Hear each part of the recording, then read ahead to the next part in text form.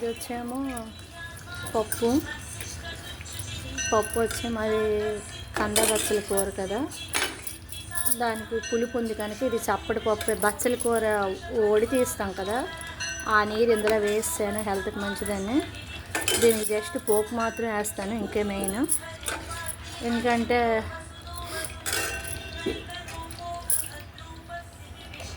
పప్పు ఒకవైపు ఉడుకుతుంది. ఇప్పుడు ఇందులో దీనికి పోపు రెడీ చేశాను.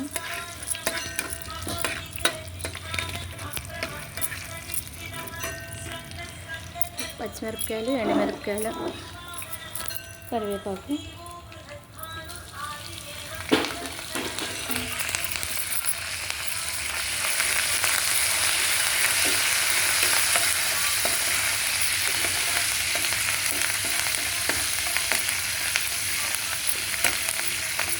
కరివేపాకు వేగిన తర్వాత పచ్చిమిరపకాయలు వేస్తాను. ఈ పప్పుకి పచ్చిమిరపకాయల కారం. దీన్ని ఏమంటారంటే పచ్చిమిరపకాయల పప్పు అంటారు.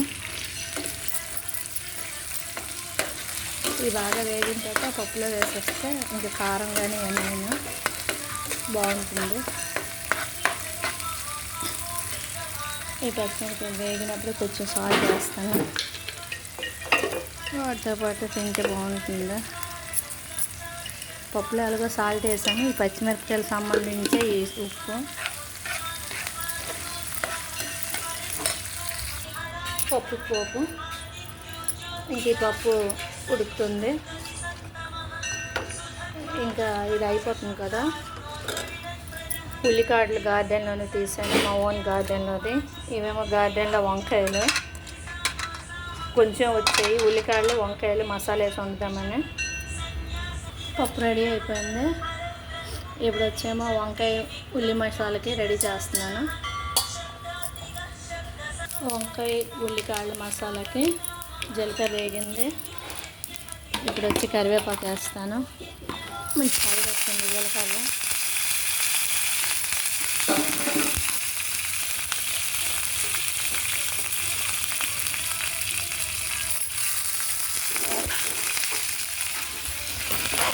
పచ్చిమిరపకాయలు వేస్తున్నాను.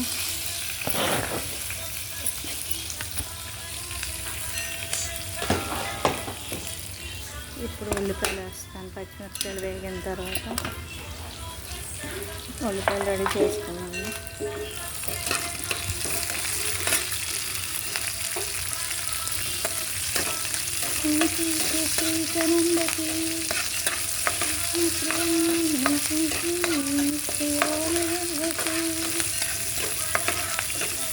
ఇక్కడ స్టీల్ది రెడీ చేస్తాను కానీ మరి ఎందుకని ఇది ఖాళీ అయిందని ఇందులో వండేస్తున్నాను.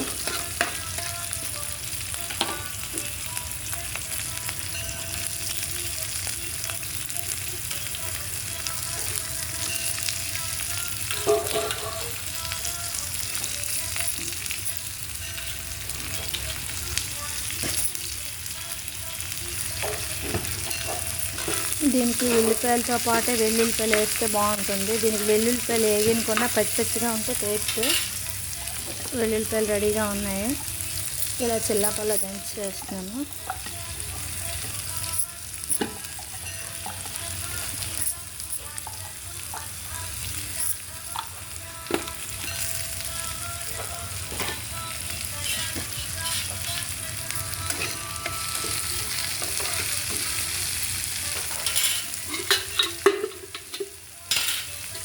ఆయిల్ కొంచెం చాలేదనిపిస్తుంది.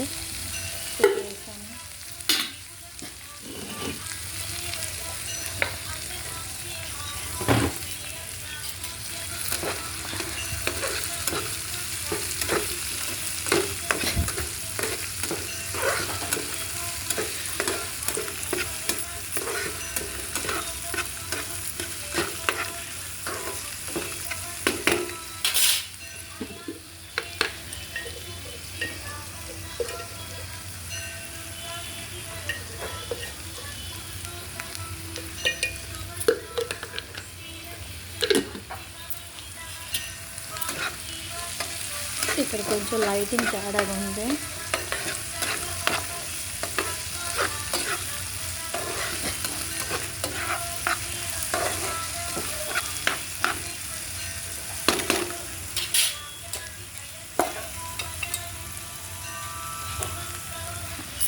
ఉల్లి కూర, మధ్యలో వచ్చినవి కాళ్ళు అంటాము.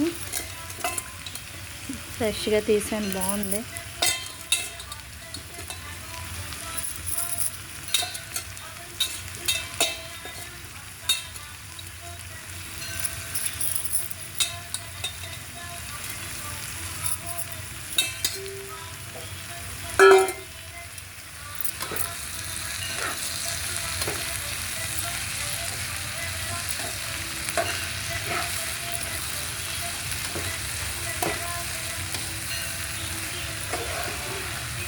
కొంచెం పసుపు, కారం సరిపోతా లేదా అని ఆలోచిస్తున్నాను, లైట్గా వేస్తా.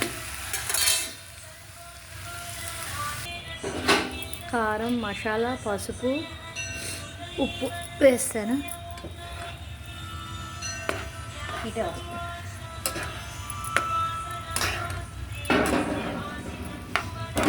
ఇది బాగా కలిపిన తర్వాత వంకాయలు వేస్తాను.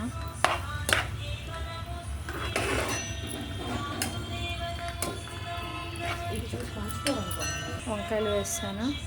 ఇప్పుడు కలిపేసి మూత పెడతాను. వంకాయ ఉల్లి కూర, మసాలా కూర రెడీ. ఓకే, లైక్ చేయండి, షేర్ చేయండి, సబ్స్క్రైబ్ చేయండి. Thank you.